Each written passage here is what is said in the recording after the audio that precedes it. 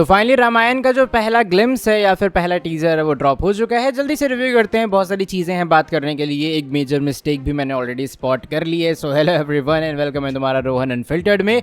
नमित मल्होत्रा की रामायण या फिर कहूँ रणबीर कपूर एज राम का जो पहला टीजर है वो आ चुका है एंड मेरा काफ़ी मिक्स्ड रिएक्शन है टू बी वेरी ऑनेस्ट उसको लेके। मैं ब्रूटली ऑनेस्ट यहाँ पे जाऊँगा, जब मैंने पहली बार उस चीज़ को देखा तो मेरे मन में बहुत बड़ी डिसअपॉइंटमेंट थी। बिकॉज क्या तुम सुन रहे हो, one of the best budget, one of the best cast, ठीक है, one of the best VFX team, CGI team, पता नहीं कौन बाहर से कौन कौन से म्यूजिशियन आर्टिस्ट ये सब आ रहे हैं एंड उसके बावजूद आपने ये दिया। मेरे दिमाग में ये आया टू बी, ये पहला मेरा रिएक्शन है, फर्स्ट हैंड रिएक्शन। उसके बाद मैंने उसको 2-3 बार देखा और तब मुझे लगा कि नहीं ठीक है, वो इन लोगों ने प्रॉमिसिंग रखा है। कुछ सीन्स काफ़ी अच्छे हैं देखने में, लेकिन कुछ सीन्स में तुम्हें ऐसा लगेगा कि क्या ये डिलीवर भी कर पाएगा। अब देखो, मैं एक चीज़ के बारे में बात करता हूँ जो कि मुझे एक मेजर प्रॉब्लम सॉर्ट ऑफ लग रही है इसकी, वो है रणबीर कपूर की रिएक्शंस। अगर तुमने देखी हो पुरानी वाली जो रामायण आती थी, जो कि हम लोग DD नेशन इन सब पे देखते थे और जो कि पैंडमिक के एरा के टाइम पे भी सबने रीवॉच की थी,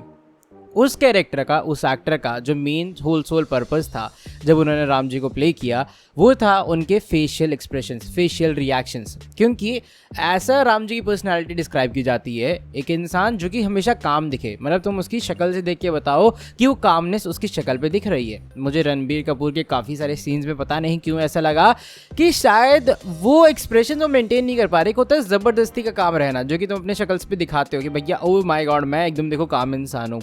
मुझे पता नहीं क्यों कुछ सीन्स पे वो वैसा लगा। मैं, ये मेरा पर्सनल ओपिनियन हो सकता है, मे बी तुम्हें ऐसा ना लगाओ, मे बी तुम्हें लगाओ Ranbir oh my God you nailed it dude, but मुझे लगा कुछ सीन्स में कि वो फिट नहीं बैठ रहा उनके कैरेक्टर के ऊपर। बट ठीक है, कोई बात नहीं, कुछ सीन्स काफ़ी अच्छे हैं, काफ़ी प्रॉमिसिंग है। जैसे मैंने कहा, वो जो जंगल की लड़ाई वाला सीन है जहाँ पे राम जी वो पूरा फ्लिप करके जा रहे हैं और उसके ऊपर से फिर अटैक कर रहे हैं, वो सीन मुझे काफ़ी अच्छा लगा। जो अपने टीज़र की ओपनिंग हुई है वो एक बैटल फील्ड के सॉर्ट ऑफ में, या बैटल सीन चल रहा है, वहाँ पर लड़ाई चल रही है, वो सीन मुझे अच्छा लगा। मुझे डिटेलिंग बहुत अच्छी लगी है पूरे ट्रेलर की। अगर तुम देखोगे ट्रेलर की जो मेजर डिटेलिंग है वो लास्ट के एंडिंग में भी दिखाई देती है, जब यश एज रावण का हमें पीछे से एक वॉकिंग शॉट देखने के लिए मिलता है।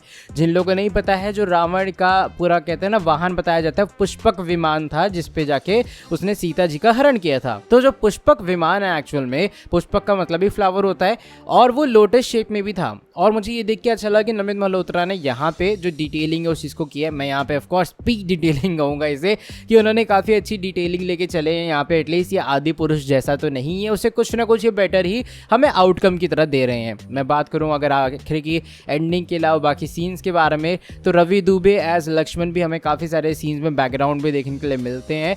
सीता जी का एज फर्स्ट लुक कुछ हमें देखने के लिए नहीं मिला, बट काफ़ी सारे सीन्स इन लोगों ने डाले हैं जहाँ पे अपना वो है, उन्हें क्या कहते हैं ना, राजा ऐसा घोषित किया जा रहा है। इवन जब वो एग्जाइल के ऊपर जा रहे हैं वो वाला सीन भी है कि वो पूरा छोड़ के जा रहे हैं अयोध्या को और फिर वो जाके जंगलों में जाके वास कर रहे हैं। तो वो सब चीज़ें इन लोगों ने छोटे छोटे ग्लिम्स डाल रखे हैं। आई गेस यश का एज रावण जो लुक है ये लोग लेटर ऑन आगे उसकी बज़ और हाइप बना के करेंगे। एक और मुझे कंप्लेन है, वो है एक बड़े एरर को लेके, और मैं होप करता हूँ कि मूवी में ऐसे और एरर्स ना हो। मे बी ये ब्लंडर्स हो सकते हैं थोड़े बहुत, जो कि तुम कहोगे कि इग्नोरेबल है, पहले सीन में तुम्हें देखने के लिए नहीं मिलेंगे। बट एक सीन है जहाँ पे जो कि एक्चुअल में वो फास्ट पेस सीन से पहले है, जहाँ पे रणवीर एज राम वो एक वेपन घुमा रहे हैं और उसको फिर ज़मीन पे नीचे पटकते हैं। तुम बैकग्राउंड की तरफ ध्यान दो, उसमें शायद 3 फ्रेम है, 3 या 4 फ्रेम्स हैं, और ऑलमोस्ट हर फ्रेम के अंदर ना चीज़ें चेंज हो रही हैं। तुम देखोगे पीछे वाले जो बैकग्राउंड के लोग हैं उनकी पोजीशंस चेंज हो रही हैं। इसका पता लगता है कि शायद वो अलग अलग कट्स में लिया गया है और फिर वो बाद में उस सीक्वेंस में खड़े नहीं हो पाए हैं। वो वहाँ पे मुझे प्रॉब्लम, ये मिस्टेक मैंने स्पॉट की। बाकी ऑफकोर्स ये ऐसी मिस्टेक नहीं है जो कि तुम कहो कि अरे भाई ये क्या ब्लंडर कर दिया, बट हाँ नोटिसेबल मुझे मिस्टेक ये वाली लगी। म्यूज़िक जो इन लोगों ने यूज़ किया है वो ठीक है, बट अगर तुम कहो कि ये भैया CGI VFX team world class है, टॉप नॉच। और हाँ, एक जो चीज़ मुझे और लगी वो ये थी कि कुछ सीन्स आई नो ये CGI है, बट वो AI जैसे क्यों लग रहे हैं, मुझे नहीं पता क्यों लग रहे हैं। बाकी ये कुछ मेरा रिएक्शंस था। ओवरऑल मैं मूवी से एक्सपेक्टेशंस रखता हूँ, आई होप, और ऊपर से आई मैक्स के लिए शूट की गई है, आई होप ये बड़ी स्क्रीन के ऊपर डिलीवर करे। आई रियली वांट कि ऐसा कुछ हमें देखने के लिए मिले थिएटर्स के अंदर जो कि हम लोग का कहते हैं ना मुंह खुला को खुला रह जाए। ये पार्ट 1 है, ऑफकोर्स पार्ट 2 अलग आएगा, ये दिवाली 2026 पे आएगा पार्ट 1। एंड मैं चाहता हूँ, क्योंकि देखो स्टोरी सबको पता है, सबको पता क्या हुआ था, ठीक है, everyone knows, legit everyone knows. एक जो चीज़ अब आपको पुश कर सकती है थिएटर जाने के लिए वो है इसकी प्रेजेंटेशन, इसका एग्जीक्यूशन, किस तरीके से आपने उस चीज़ को डिलीवर किया है। तो अगर ये डिलीवर करते हैं पार्ट 2 में धुरंधर 2 जैसी भीड़ होगी, डेफिनेटली होगी। बाकी देखो होता क्या है, अभी फिलहाल के लिए ये कुछ मेरा फर्स्ट हैंड रिव्यू था अपने रामायण के टीजर को लेकर। आई डोंट नो, मैं डिसअपॉइंट हूँ हल्का सा कि सिर्फ अकेला मैं ही हूँ, ठीक है।